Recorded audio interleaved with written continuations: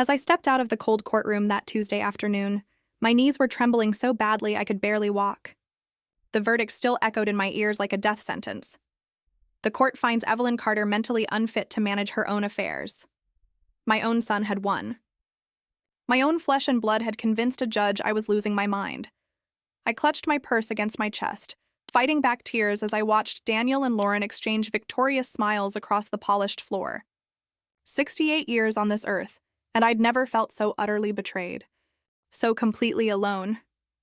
That's when something strange happened. Judge Bellamy, the very man who had just ruled against me, brushed past in the crowded hallway.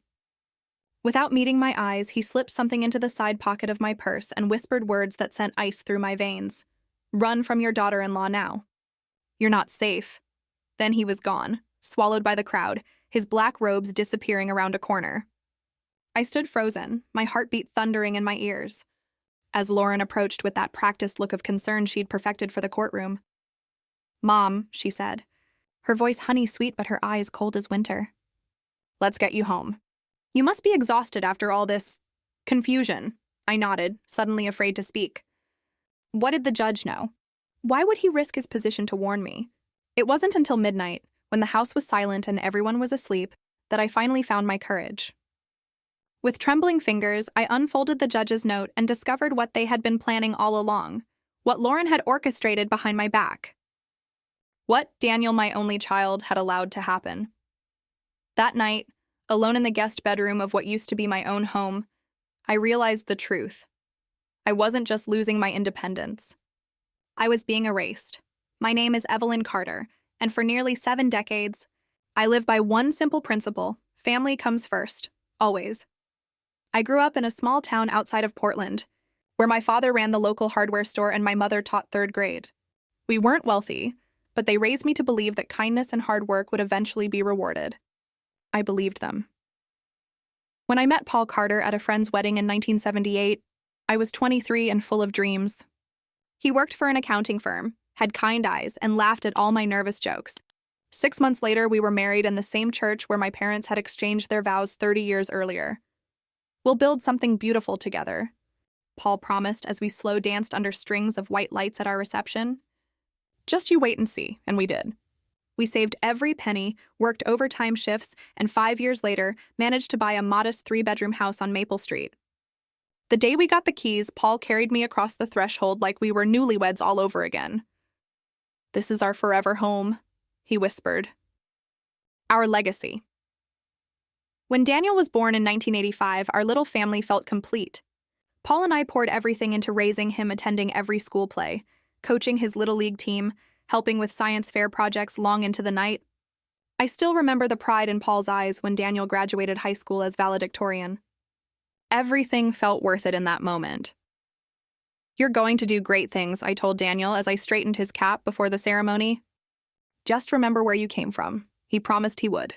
And for a while, he did. Daniel went to college on a partial scholarship, with Paul and me covering the rest from our retirement savings. When he brought Lauren home during his junior year, I was thrilled. She was studying business administration, had perfect posture, and seemed to adore my son. "She's the one, Mom," Daniel confided during that first Christmas visit. "I just know it." Paul squeezed my hand under the dinner table and I squeezed back. We were passing the torch, watching our son build his own happiness. What more could parents want? But life has a way of rewriting your carefully planned story. In 2015, Paul suffered a massive stroke while working in the yard. One minute, he was trimming the rose bushes he'd planted for our 30th anniversary. The next, he was gone. Just like that. 40 years of marriage ended on a sunny Tuesday afternoon while I was at the grocery store picking up ingredients for his favorite pot roast. The grief nearly drowned me. For months, I moved through our house like a ghost, touching his clothes, reading his dog-eared books, sleeping on his side of the bed so I could pretend he was still there. Daniel and Lauren helped with the funeral arrangements, but afterward, they returned to their lives in Seattle. I understood they had careers, plans, a future to build. I had memories and an empty house. "You should sell the place, Mom," Daniel suggested during one of his monthly calls. "It's too big for just you."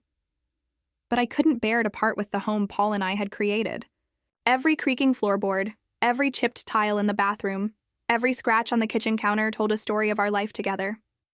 So instead, I sold our lake cabin, the one Paul and I had dreamed of retiring to, and sent the money to Daniel and Lauren as a down payment for their first home.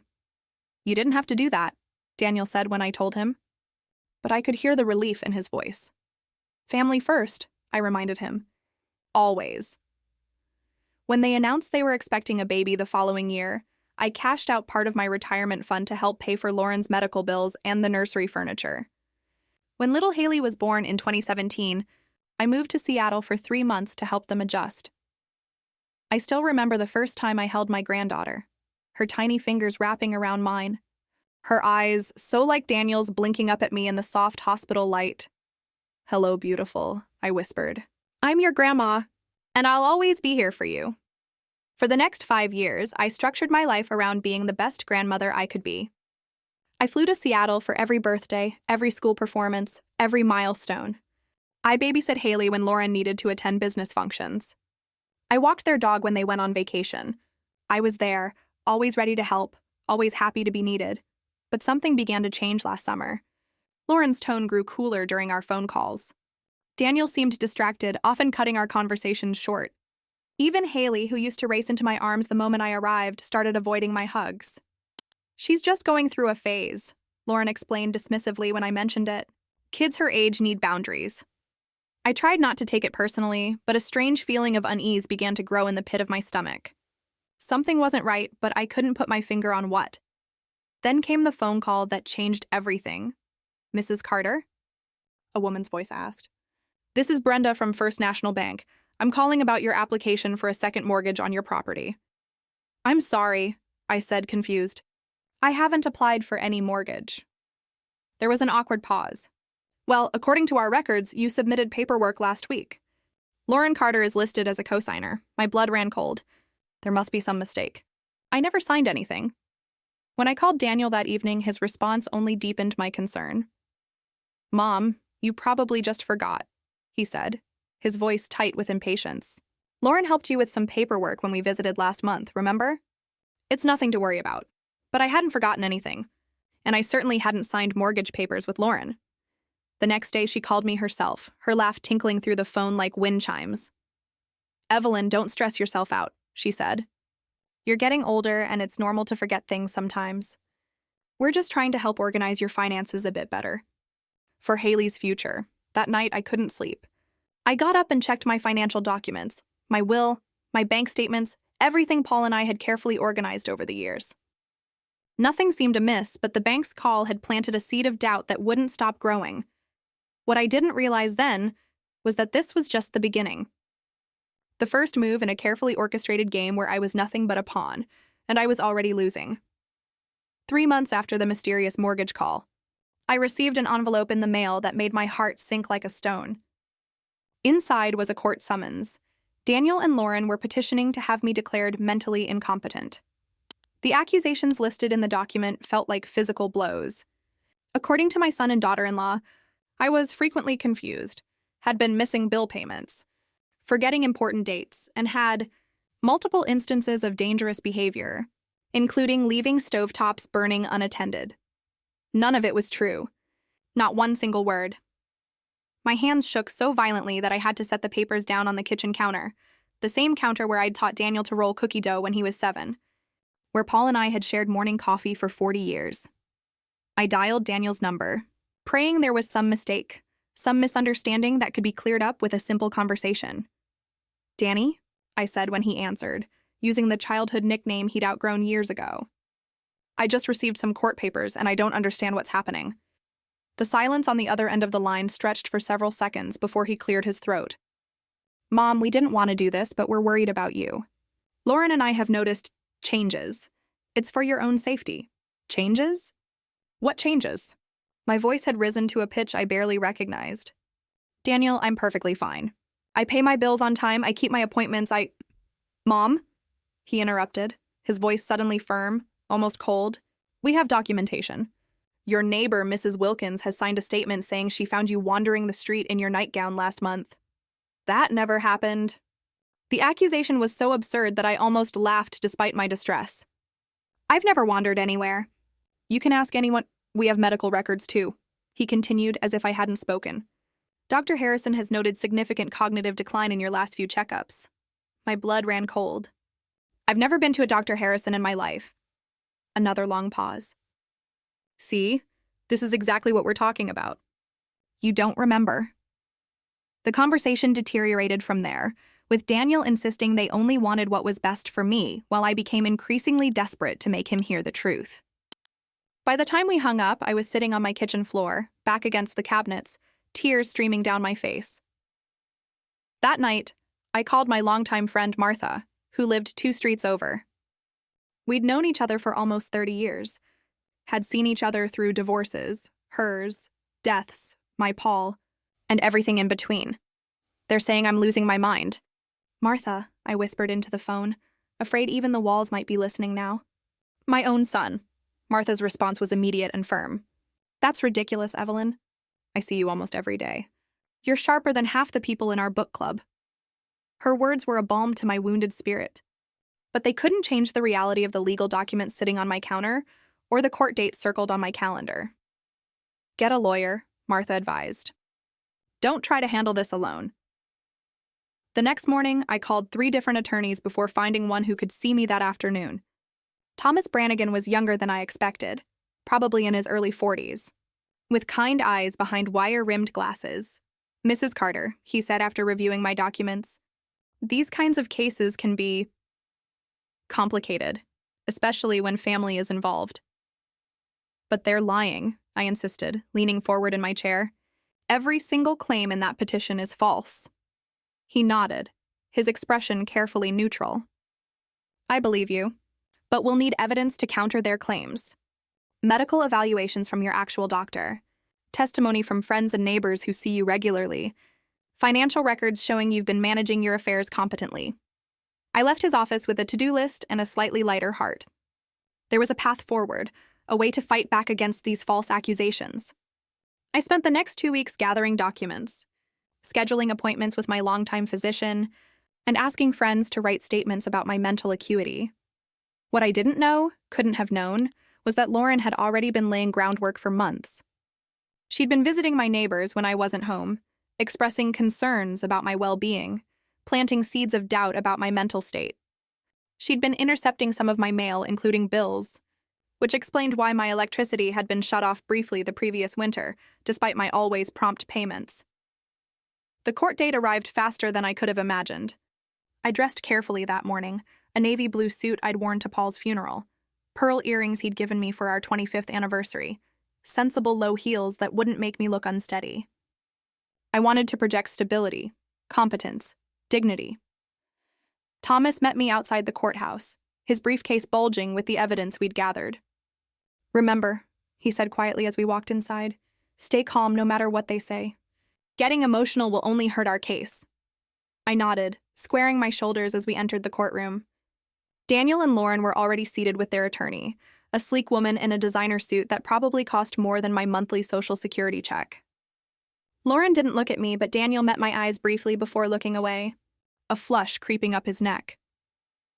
Judge Samuel Bellamy presided, a stern-looking man with silver hair and reading glasses perched on the end of his nose. As the proceedings began, I sat with my hands folded in my lap, willing them not to tremble. Lauren was called first. She approached the stand in a modest gray dress, her blonde hair pulled back in a simple ponytail, the picture of a concerned daughter-in-law. As she began to speak, I barely recognized the woman she described, an elderly lady who called at all hours confused about what day it was, who left pots burning on the stove, who sometimes didn't recognize her own granddaughter. Last Thanksgiving, Lauren said, her voice breaking artfully. She put salt in the pumpkin pie instead of sugar. When we pointed it out, she became agitated, accusing us of tampering with her ingredients. I stared at her in disbelief. I hadn't even made a pie last Thanksgiving. Lauren had insisted on handling all the cooking. Then came the parade of witnesses.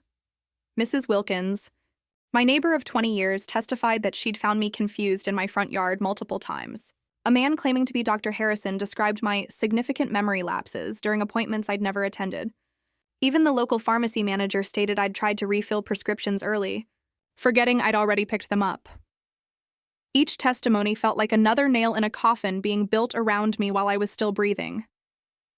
Thomas objected repeatedly, presented our counter-evidence, called our own witnesses, but I could see in Judge Bellamy's eyes that something was shifting.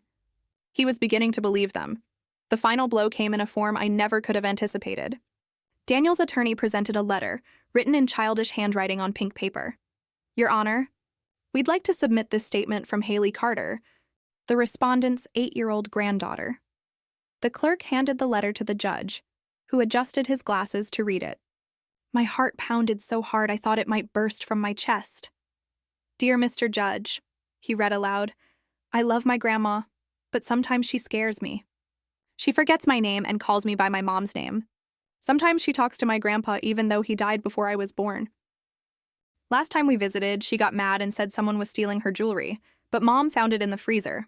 I don't want my grandma to be sick, but I'm scared to stay at her house alone. Love, Haley. The words cut deeper than any knife could have. I had never, not once, forgotten Haley's name. I had never spoken to Paul as if he were still alive. And my jewelry, a simple strand of pearls and my wedding ring, had never left my bedroom drawer. When the judge finally delivered his ruling, declaring me mentally unfit and granting temporary conservatorship to Daniel and Lauren, I felt strangely hollow, as if everything inside me had been scooped out and replaced with cold, empty space. And that's when Judge Bellamy brushed past me in the hallway, slipping that folded note into my purse with a whispered warning that would change everything. Run from your daughter-in-law now. You're not safe. That night, Lauren insisted I stay at their Seattle home, just until we get everything sorted, she said with that practiced smile that never quite reached her eyes. Daniel carried my overnight bag upstairs to the guest bedroom, avoiding my gaze as he mumbled something about getting some rest. Haley was nowhere to be seen. She's at a sleepover, Lauren explained, though I hadn't asked. We thought it would be easier, after everything today. The guest room felt like a prison cell, despite its tasteful decor and expensive linens.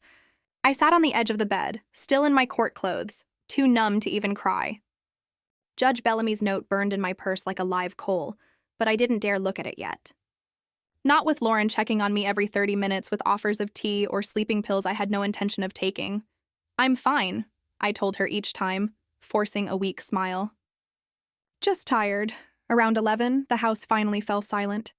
I waited another hour, listening to the settling noises of the unfamiliar home, before I felt safe enough to retrieve the judge's note. With trembling fingers, I unfolded the small piece of paper. Mrs. Carter, it read in a hurried scrawl. Something is very wrong with your case. Documentation has been falsified. I'm investigating, but you need to protect yourself. Do not sign anything they give you. If possible, gather any financial documents you can find in their home. I suspect severe elder abuse. Be careful who you trust. Judge S. Bellamy. A cold weight settled in my stomach as I read the words again and again. Falsified documentation. Elder abuse. The clinical terms couldn't begin to capture the betrayal they represented. My own son and the woman he loved had fabricated evidence to have me declared incompetent. But why? What could they possibly gain that was worth destroying me? I slipped the note into my bra for safekeeping and crept to the bedroom door, listening intently. The house remained silent except for the soft hum of the heating system. Gathering my courage, I eased the door open and stepped into the darkened hallway. The hardwood floor was cold beneath my stockinged feet as I made my way toward the stairs.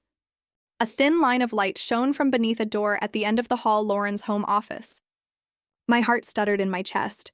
Someone was still awake. I froze, unsure whether to retreat to my room or press forward. Then I heard voices hushed but distinct.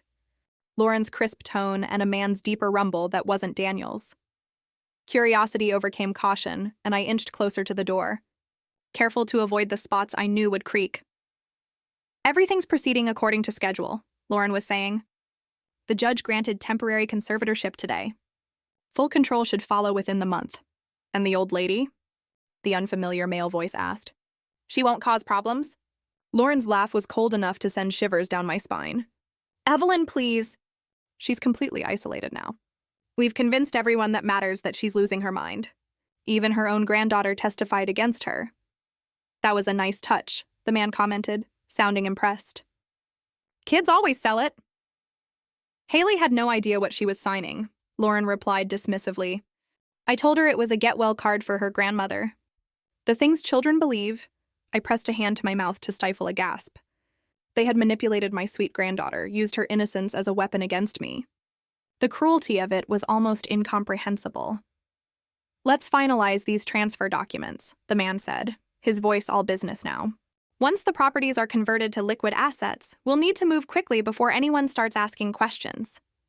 Properties? Plural? Besides my house on Maple Street, the only other property I'd owned was the lake cabin I'd sold to help Daniel and Lauren with their down payment years ago. "Paul Hayes, you're worth every penny of your exorbitant legal fees," Lauren said with a chuckle. "I never would have thought of creating a paper trail for properties that don't even exist." "That's why you hired the best," he replied smoothly. "By the time we're done, we'll have transferred over $2 million in assets that your mother-in-law never even knew she had." I leaned closer, straining to hear more, when a floorboard creaked beneath my weight. The voices inside the office abruptly ceased. "Did you hear something?" Paul Hayes asked. I didn't wait to hear Lauren's response.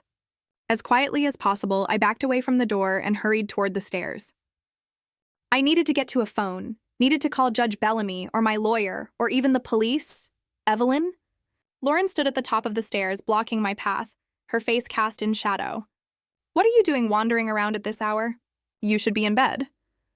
I was just looking for the bathroom," I stammered, hating the fear in my voice. "The bathroom is connected to your guest room," she replied coldly. "You know that." Before I could formulate another excuse, the office door opened and a tall man in an expensive suit stepped into the hallway. His calculating eyes assessed me briefly before he offered a practiced smile. "Mrs. Carter, I presume?" "Paul Hayes, I'm a friend of the family." "A lawyer," I said before I could stop myself. "I heard you." Something dangerous flashed across Lauren's face, quickly replaced by concerned sympathy. "Oh, Evelyn," she sighed. "Have you been hallucinating again?" "There's no one here but us," I blinked in confusion. The man Paul Hayes was standing right beside her, his expression now guarded. "But he's right there," I insisted, pointing at him. Lauren's eyes filled with theatrical tears. "This is exactly what we were telling the judge about. These episodes are getting worse." She turned to the empty space beside her. "Paul, could you call Dr. Lewis? I think Evelyn needs her medication adjusted." It was a performance worthy of an Academy Award, except that Paul Hayes was clearly, visibly present. He gave me a cold smile, realizing their game. "I'll call immediately," he said, playing along. "Perhaps a sedative would help for tonight." In that moment, I understood their strategy with perfect, terrifying clarity. They weren't just trying to control my finances, they were going to gaslight me into an actual breakdown. Every time I protested, every time I tried to expose their lies, they would twist it into further evidence of my deteriorating mental state. If I stayed in this house one more night, I might never leave it as a free woman again. "You're right," I said suddenly, forcing my voice to steady. "I'm very tired. Must have been confused. I'll go back to bed now." Relief flickered across Lauren's face. She believed I was backing down. "That's a good idea. I'll bring you some warm milk to help you sleep." I nodded meekly and retreated to the guest room, my mind racing. I had maybe 20 minutes before Lauren returned with what I suspected would be milk, laced with something far stronger than honey. 20 minutes to figure out how to escape from my own family. I closed the bedroom door and leaned against it, heart hammering in my chest. My hands were shaking so badly I had to clasp them together to steady them. Think, Evelyn, think.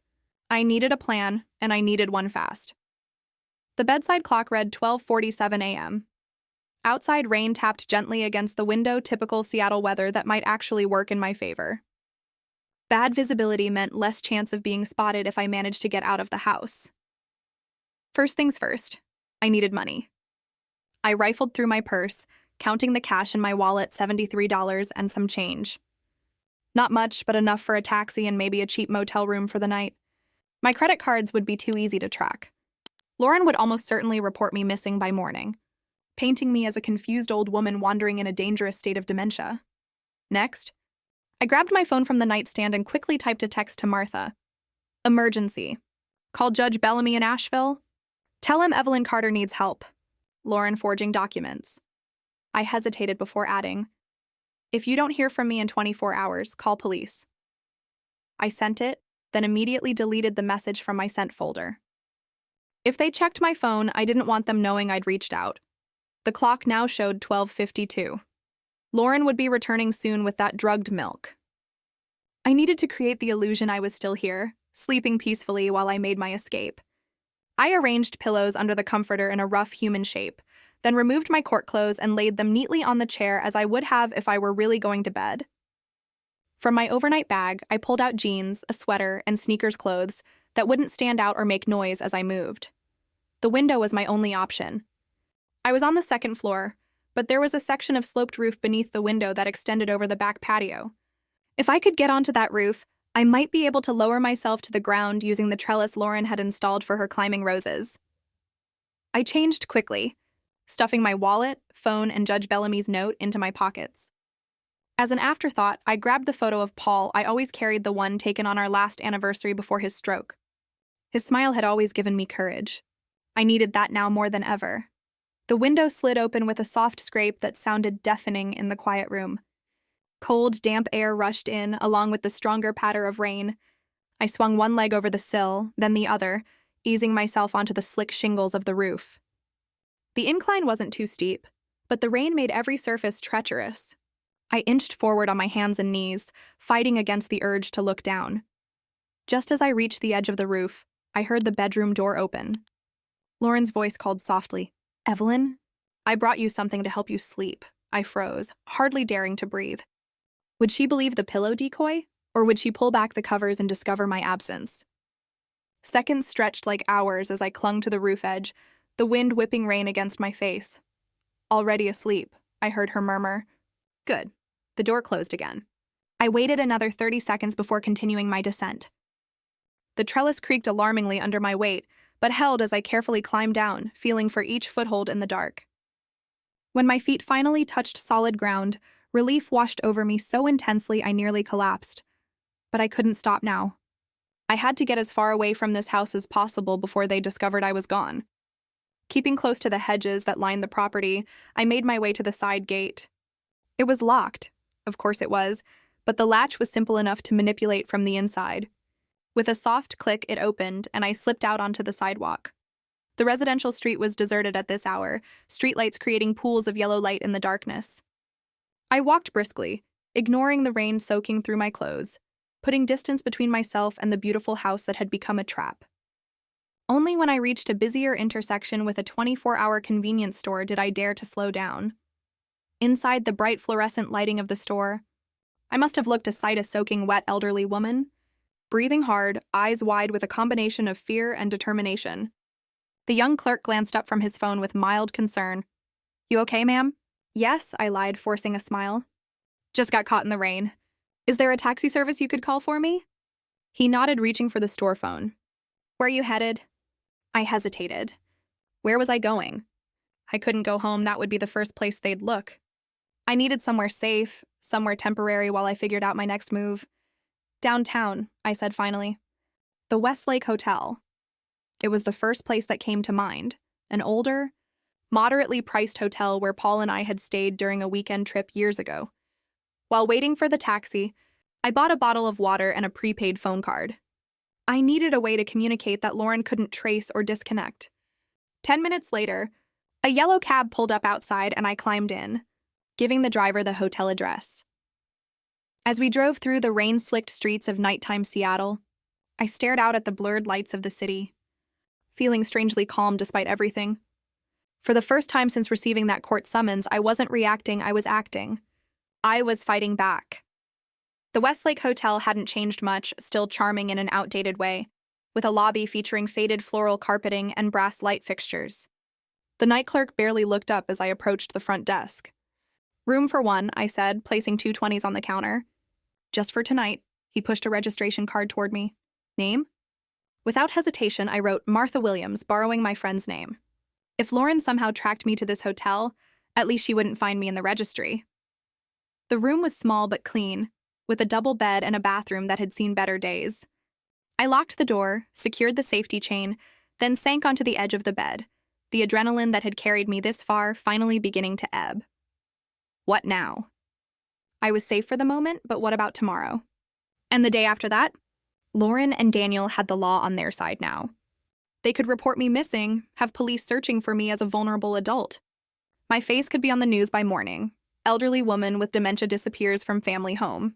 I needed help, real help. I pulled out my new phone card and the hotel phone, dialing a number I'd memorized earlier that day. It rang 3 times before a gruff voice answered. Bellamy residence. Judge Bellamy, I said, my voice steady despite my exhaustion. This is Evelyn Carter. I found your note, and I need your help. Judge Samuel Bellamy met me at a small diner near Pike Place Market the next morning. He arrived wearing jeans and a weathered leather jacket, a far cry from his courtroom robes, and carrying a manila folder tucked under his arm. His silver hair was slightly disheveled, and dark circles under his eyes suggested he'd had as little sleep as I had.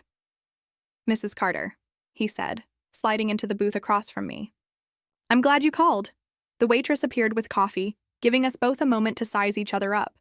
In the harsh morning light, I was acutely aware of my own appearance yesterday's clothes. Hair hastily combed with my fingers, the weariness that must have been etched into every line of my face. You risked your career to warn me, I said finally. Why? He stared down at his coffee, turning the mug slowly between his palms. Because what happened in my courtroom yesterday wasn't justice. It was fraud! He looked up, his eyes sharp with restrained anger. And I don't take kindly to being used as an instrument of someone else's criminal scheme.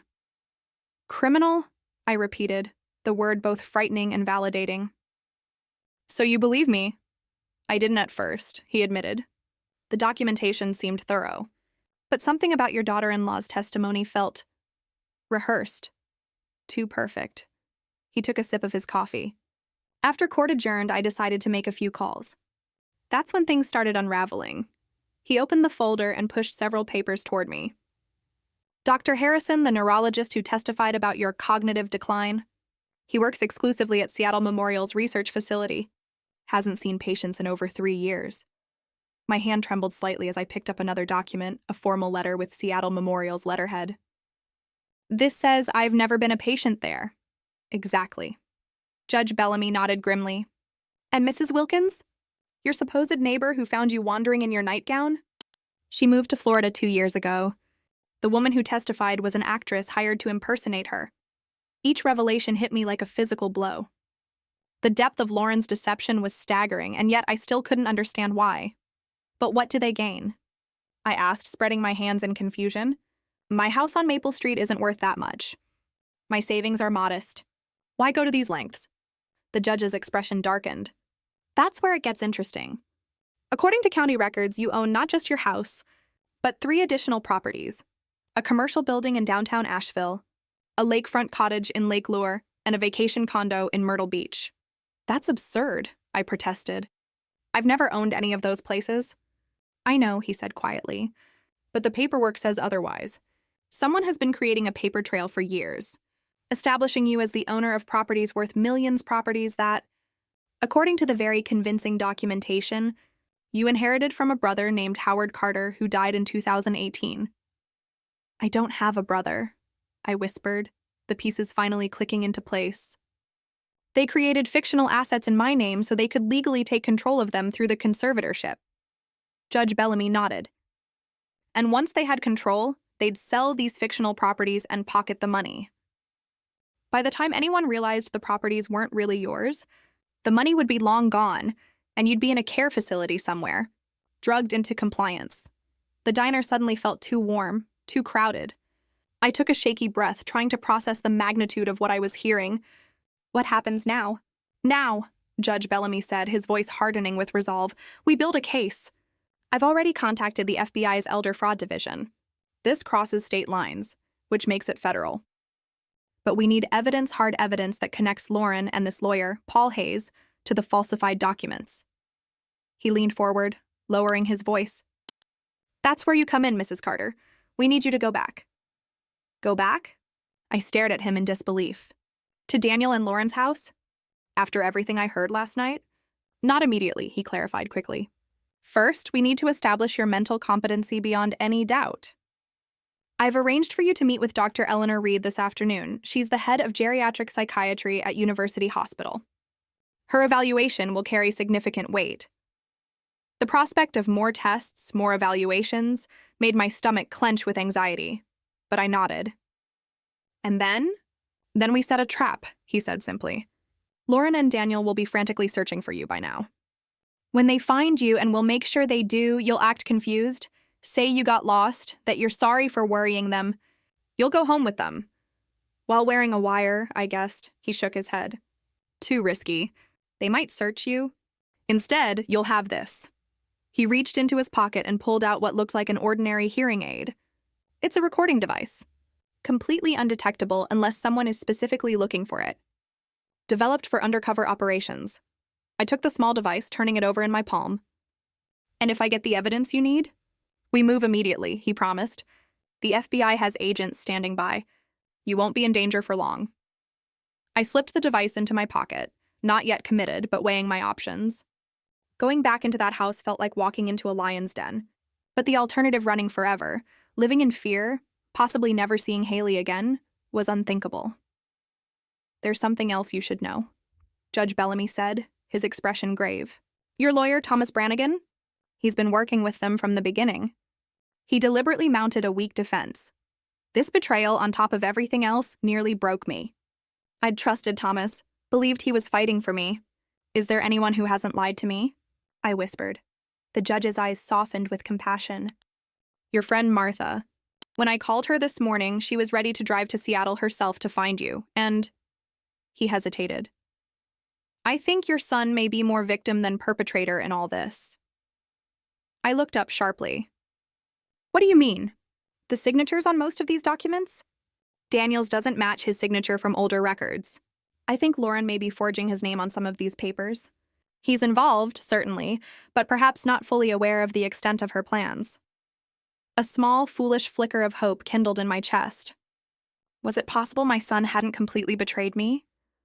That he was somehow being manipulated too? I need time to think, I said finally, overwhelmed by all I'd learned. Judge Bellamy nodded, understanding in his eyes. Of course, but not too much time. Right now, your daughter-in-law believes you're a confused old woman who wandered off. That works in our favor. If she realizes you're actively working against her... He didn't need to finish the sentence. We both knew what he meant. Lauren was dangerous, more dangerous than I had ever imagined a person could be. I left the diner with a new prepaid cell phone. Dr. Reed's address and the weight of an impossible decision pressing down on my shoulders. As I walked through the bustling market, surrounded by tourists and locals going about their ordinary lives, I felt profoundly alone. Every face seemed suspicious, every glance potentially threatening. What if Lauren had hired someone to look for me? What if Daniel was out searching right now, his face twisted with worry that might be genuine or might be another perfect performance? By the time I reached Dr. Reed's office that afternoon, I had made my decision. The elegant psychiatrist listened carefully to my story, conducted her evaluation with gentle efficiency, and finally sat back in her chair with a decisive nod. Mrs. Carter, she said, her voice warm but professional, I find absolutely no evidence of cognitive impairment, dementia, or any other condition that would render you incapable of managing your own affairs. In fact, your recall abilities and problem-solving skills are well above average for your age group. She handed me an official letter stating her findings. This should help your case. And for what it's worth, she added with a small smile, I believe every word of your story. As I left her office, I called Judge Bellamy with my answer. I'll do it. I'm going back in. The call to Daniel was the hardest thing I'd ever done. Each ring sent my heart rate climbing until I thought it might burst from my chest. When his voice finally came through, breathless, frantic, I almost hung up. Hello? Who is this? I swallowed hard. Danny, it's Mom. Mom! His relief sounded genuine, which only confused me more. Where are you? We've been looking everywhere. The police are out searching. Lauren is beside herself with worry. I forced a tremor into my voice, playing the role we'd carefully constructed. I don't know exactly. There's a coffee shop. I got so confused, Danny. I just wanted to go home, but I couldn't remember how to get there. Stay right where you are, he commanded. What's the name of the coffee shop? Emerald City Coffee, I said, naming the location Judge Bellamy and I had selected for this purpose, public enough to be safe, but quiet enough for our reunion to seem private. I'll be there in 20 minutes, Daniel promised. Don't move, okay? Just stay put. I ended the call and looked across the table at FBI agent Marissa Collins, a compact woman with shrewd eyes and a reassuring presence.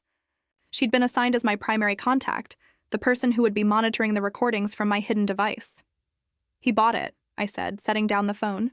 She nodded approvingly. You did well. Remember, once you're back in that house, we'll be monitoring constantly. The device activates automatically and transmits to our equipment. If at any point you feel you're in immediate danger, use the panic phrase we discussed. I miss Paul's roses, I repeated. And you'll send in the cavalry. Immediately, she confirmed.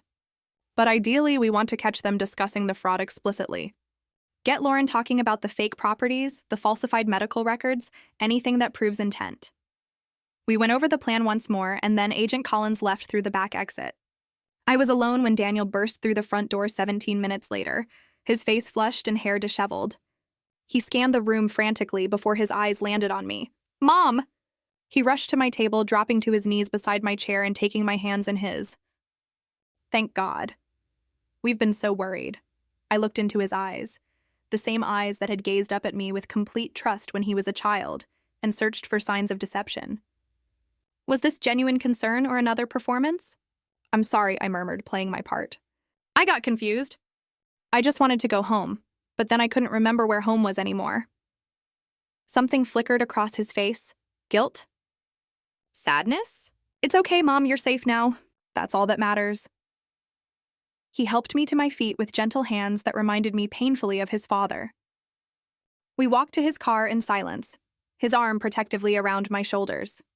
As we drove back to his house, I stared out the window, gathering my courage for what lay ahead. Lauren's been calling hospitals all morning, Daniel said, breaking the silence. She'll be so relieved. I made a non-committal sound, not trusting myself to respond more directly. Every instinct screamed at me to tell him what I knew, to demand answers, to ask how he could have betrayed me so completely. But Judge Bellamy's warnings echoed in my mind. We needed evidence. Hard, irrefutable evidence. Lauren was waiting on the front porch when we pulled into the driveway, her expression a perfect mask of concern.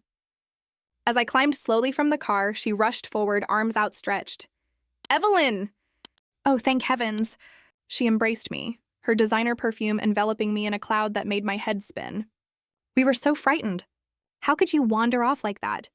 I allowed myself to be led into the house, murmuring confused apologies, playing the role of a disoriented elderly woman who didn't quite understand what all the fuss was about. Inside, I was coiled tight as a spring, hyper-aware of every word, every gesture.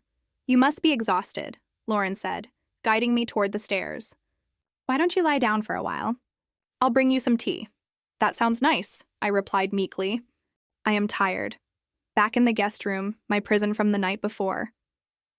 I sat on the edge of the bed and listened to Lauren's footsteps retreating down the hallway. Only when I was certain she was gone did I reach up and activate the recording device tucked discreetly behind my ear. Testing, I whispered. This is Evelyn Carter. Day 1 of recording. I had just enough time to hide the prepaid phone Judge Bellamy had given me beneath the mattress before Lauren returned with a steaming cup of tea.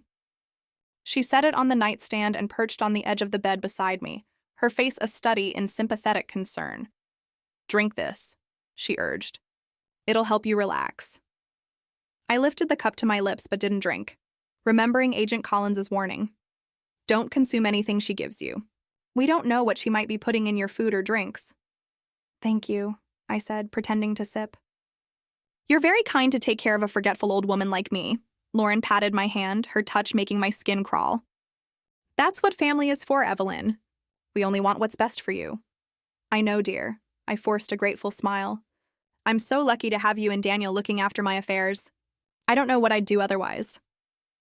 Something calculated flickered behind her eyes. Satisfaction, perhaps, at how easily I seemed to be accepting my fate. Try to rest now. We can talk more about the arrangements later, when you're feeling stronger. After she left, I poured the tea into the potted plant by the window, watching the soil darken as it absorbed whatever Lauren had laced the drink with. Then I lay back on the bed, staring at the ceiling, and began the hardest part of my mission, waiting. The house grew quiet as afternoon faded into evening. Twice Daniel looked in on me, his expression troubled, Once I heard Haley's voice downstairs. She must have returned from her sleepover. But she didn't come up to see me. Around 7, Lauren called me down for dinner.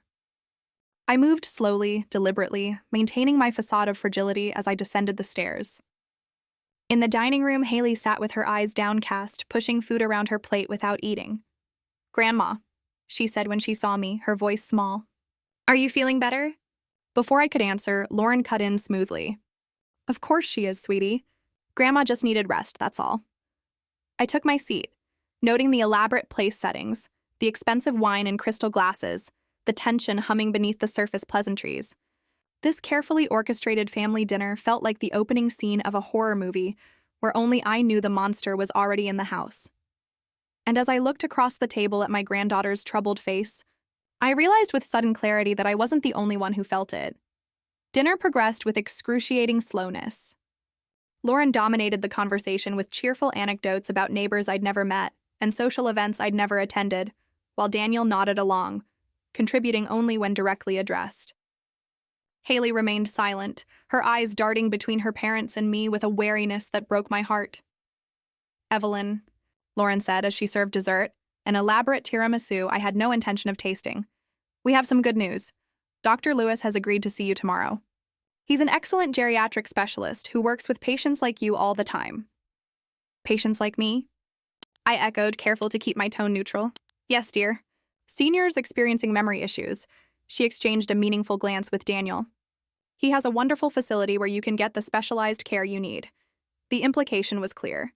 They were planning to have me committed. Soon. "That sounds nice," I murmured, adopting a vague, compliant expression while my mind raced. I needed to get Lauren talking about the fraudulent properties, and I needed to do it before tomorrow's appointment with this Dr. Lewis who was likely as fictional as Dr. Harrison had been. "May I be excused?" Haley asked suddenly, her voice small but determined. "I have homework." Lauren's smile tightened almost imperceptibly. "Of course, sweetheart. Don't forget to take your medicine before bed." Haley slid from her chair and headed for the stairs, but not before casting one last troubled look in my direction. There was something in her eyes, a question perhaps, or a warning, that made me wonder just how much my granddaughter understood about what was happening in this house. After dinner, Lauren suggested I rest in the living room while she and Daniel cleaned up. I settled into an armchair, pretending to doze while keeping my ears attuned to their hushed conversation in the kitchen. "She's more lucid than yesterday," Daniel was saying, concern evident in his voice. "Are you sure Dr. Lewis will—" "Don't worry about that," Lauren interrupted sharply. She wandered off in the middle of the night. "If anything, that proves she needs to be in a secure facility. But what if she starts asking questions? About the properties or the accounts?" "She won't," Lauren's voice hardened with certainty. "And even if she does, who would believe her? We have documented proof of her condition. We have legal authority. We have everything we need." Their voices faded as they moved deeper into the kitchen. I waited a few minutes, then quietly made my way upstairs, ostensibly heading to my room but stopping when I noticed Haley's door was ajar, a strip of light spilling into the darkened hallway. I knocked softly. "Haley, it's Grandma. May I come in?" After a pause, her small voice replied, "Okay." She was sitting cross-legged on her bed, a math workbook open before her but clearly forgotten. Her room was exactly what you'd expect of an 8-year-old girl. Walls painted soft pink, stuffed animals arranged carefully on shelves, photos of friends in colorful frames. But Haley herself looked troubled, her usual exuberance dimmed. "Are you really sick, Grandma?" she asked bluntly as I sat on the edge of her bed. The question caught me off guard. I'd expected to do the questioning, not answer them. "What makes you ask that, sweetheart?" She fidgeted with her pencil, not meeting my eyes.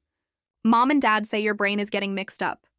That you forget things and get confused, but—" She hesitated, then looked up at me with startling directness.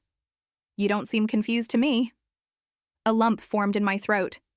"Out of the mouths of babes, as they say. I have some memory issues sometimes," I said carefully, sticking close enough to my cover story. "But I'm not as confused as your parents think." Haley nodded, as if confirming something she'd already suspected. "Mom made me write a letter," she confessed in a whisper. "She said it was to help you get better, but it didn't feel right." "The letter to the judge?" I asked gently. She nodded again, tears welling in her eyes. She told me what to write. Said you were scared and needed special doctors, but that you didn't know you needed help. I didn't want to, but she said... Haley's voice broke. She said if I didn't help, you might get hurt or lost forever. I gathered her into my arms, holding her close as silent tears soaked into my shoulder. My granddaughter had been manipulated, her love for me twisted into a weapon against me. The cruelty of it made me physically ill. It's not your fault, I whispered fiercely. None of this is your fault. I'm sorry, Grandma, she hiccuped against my shoulder. I know, sweetheart. I know. I stroked her hair, my mind working furiously. Haley was a witness, perhaps the most powerful one I could have. If she told Judge Bellamy what Lauren had coerced her into doing, but using my granddaughter that way would put her in an impossible position between her parents and me. I couldn't do that to her. I wouldn't, Haley, I said carefully, pulling back to look her in the eyes. I need you to know something important. Whatever happens in the next few days, I love you very much, and everything is going to be okay.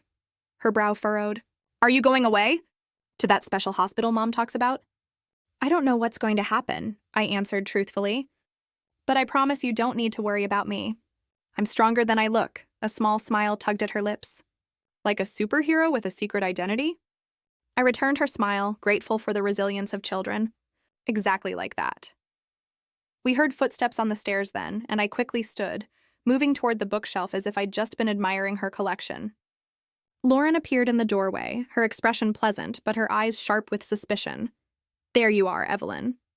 I was wondering where you'd gone. Her gaze shifted to Haley. Homework finished? Almost, Haley mumbled, returning to her math book. Haley was just showing me her room, I explained mildly. She has so many lovely books. Lauren's smile didn't reach her eyes. It's getting late. You should get some rest, Evelyn.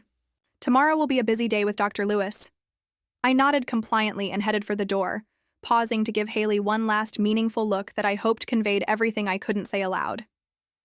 Then I followed Lauren into the hallway, playing the role of the docile, confused grandmother while the recording device captured every word, every step. As we reached the guest room, Lauren placed a hand on my arm. Evelyn, there's something I wanted to discuss with you privately. Her voice was honey-sweet. About your house on Maple Street. My pulse quickened. This could be it, the evidence we needed. What about my house, dear? Well, she guided me into the room, closing the door behind us. Daniel and I have been thinking. Since you'll be staying at Dr. Lewis's facility for a while, it doesn't make sense to leave the house sitting empty. We thought we might sell it for you. I widened my eyes in feigned confusion. Sell my house? But where would I live when I get better? With us, of course, Lauren said smoothly. Or in the assisted living community. They have such lovely apartments there.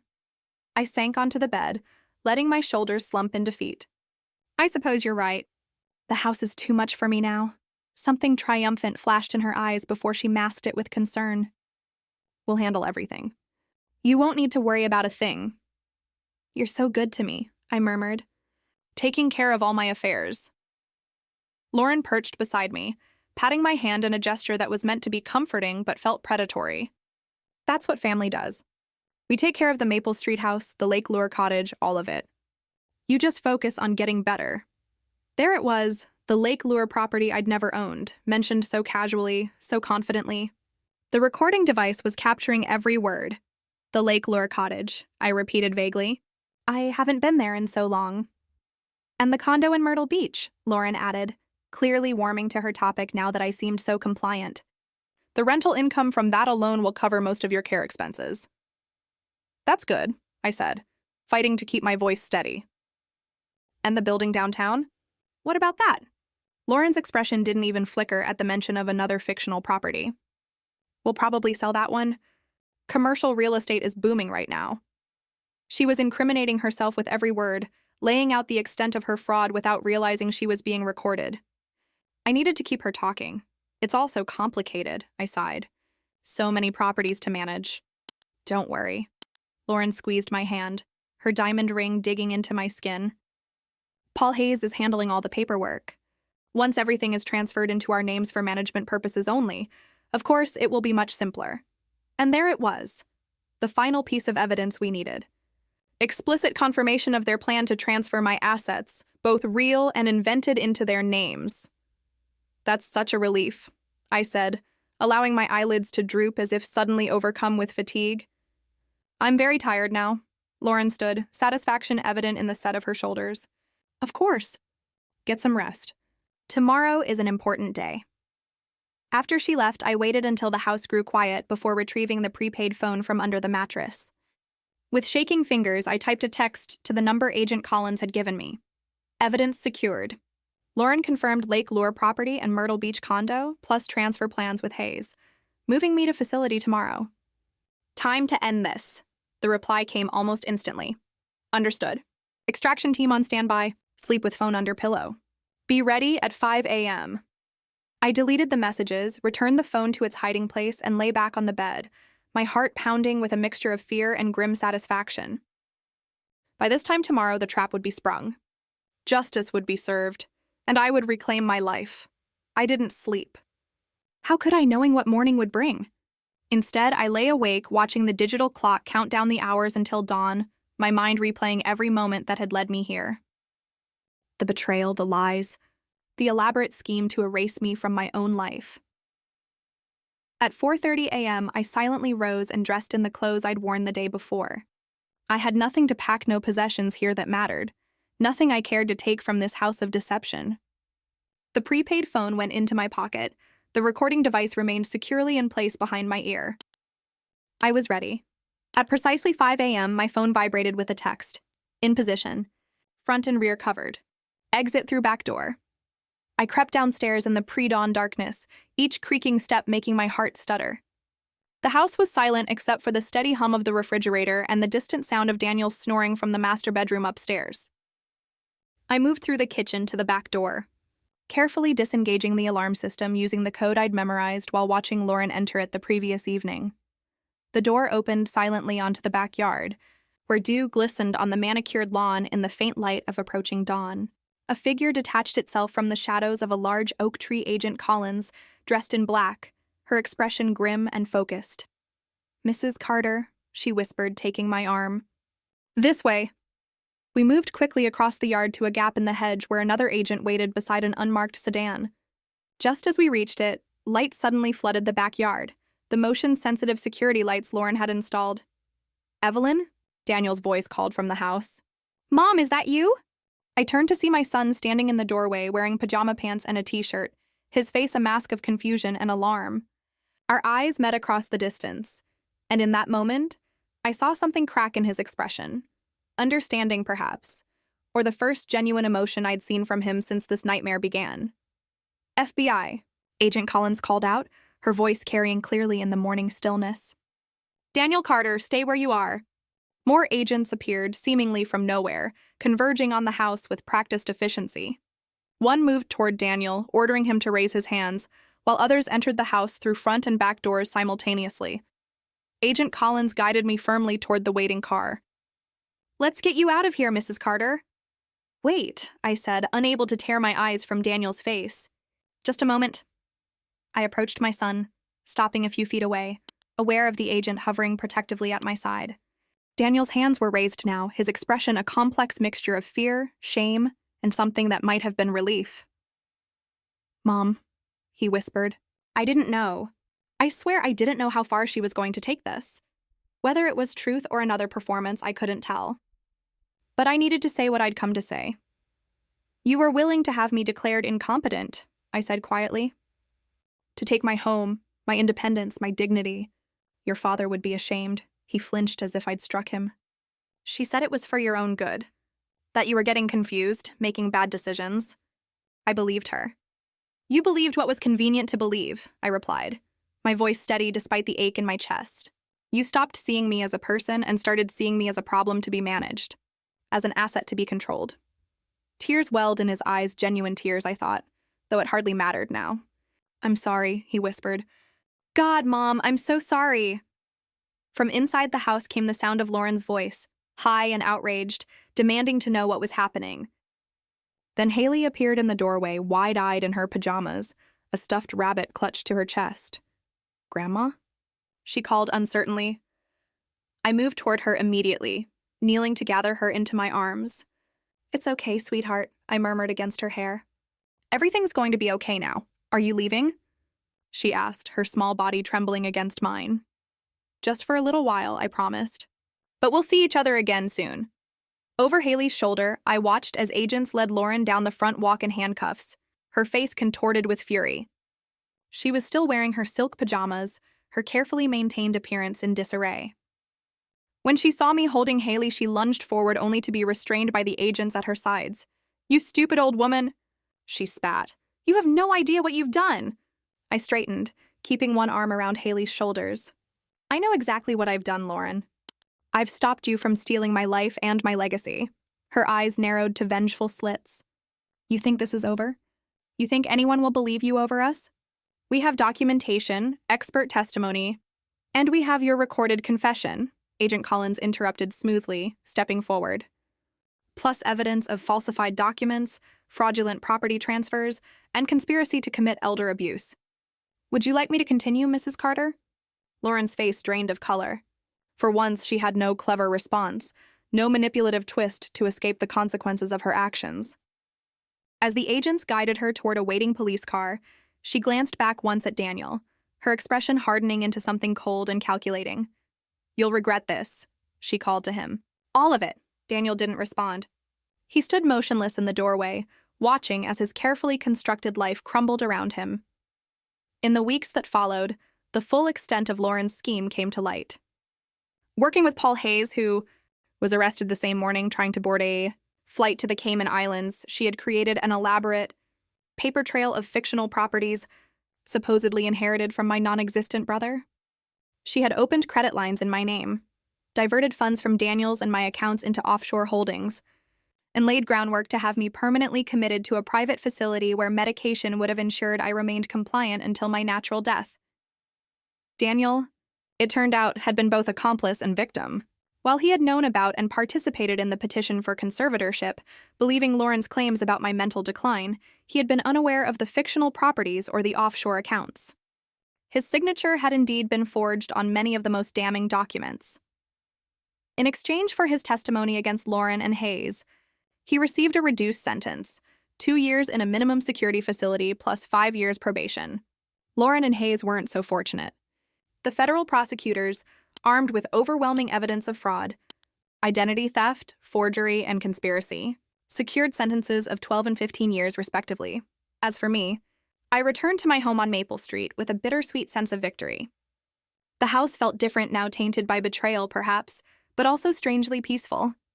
I was free. I was safe. And most importantly, I had reclaimed my dignity. Judge Bellamy visited often in those first few months, his gruff concern gradually softening into friendship. Martha came to stay for 2 weeks, filling my quiet rooms with her boisterous laughter and fierce protectiveness. And every Saturday, a social worker brought Haley for visits that became the highlight of my week. The first time she came, she was shy, uncertain, her eyes darting around my living room as if searching for ghosts. "Your mom made you write that letter, didn't she?" I asked gently, once we were settled with hot chocolate and the cookies we'd baked together. She nodded, tears welling in her eyes. "She said if I didn't, bad things would happen to you." "I didn't want to do it, Grandma." "I'm sorry. I know, sweetheart. And I'm not angry with you." "Not at all. Do you hate my mom now?" she asked, her voice small. I considered my answer carefully. "I don't hate her. I'm angry about what she did, and sad that she made those choices. But hate only hurts the person who feels it." Haley pondered this, stirring her hot chocolate thoughtfully. "And Dad? Do you forgive him?" A more complicated question. "I'm trying to," I answered honestly. "Forgiveness takes time. But he's still my son, and I still love him. That hasn't changed. 6 months after the arrests, I sold my house on Maple Street. Not because Lauren had suggested it, but because I was ready for a fresh start. I found a charming cottage on the outskirts of town, surrounded by gardens that reminded me of the ones Paul and I had once tended together. It was smaller, cozier, perfect for this new chapter of my life. When Haley came to visit my new home for the first time, she ran from room to room in delight, claiming the small guest bedroom as her room for weekend stays that her foster parents were kind enough to arrange. "It's like a fairy tale cottage, Grandma," she exclaimed, twirling in the sunlit kitchen. "Are you happy here?" I smiled, watching her exuberance with a full heart. Yes, sweetheart. I'm very happy, and I was. Despite everything, the betrayal, the pain, the loss, I had found my way back to something precious. Peace. Not the peace of forgetting or denying, but the deeper peace that comes from surviving the storm with your core intact. On my 70th birthday, I sat on my cottage porch with Haley beside me, watching the sunset paint the sky in shades of pink and gold. Martha had left after an afternoon of celebration, and Judge Bellamy Samuel now, in the privacy of our growing friendship, had promised to return the next day to help with some garden work. "Grandma," Haley said suddenly, her hand finding mine. "You're the bravest person I know." I squeezed her fingers gently. "Not brave, sweetheart. Just stubborn. Your grandfather always said it was my best and worst quality." She giggled, leaning her head against my shoulder. "Will you tell me about him again? About Grandpa?" And so I did, sharing stories of the man I'd loved, the life we'd built, the legacy of love that couldn't be erased by fraud or betrayal or even time itself. As darkness fell and the first stars appeared, I felt Paul's presence beside me, approving of this hard-won peace. They had tried to steal my home, my name, and my mind. But in the end, I had reclaimed something even greater, my worth. And that no one could ever take away.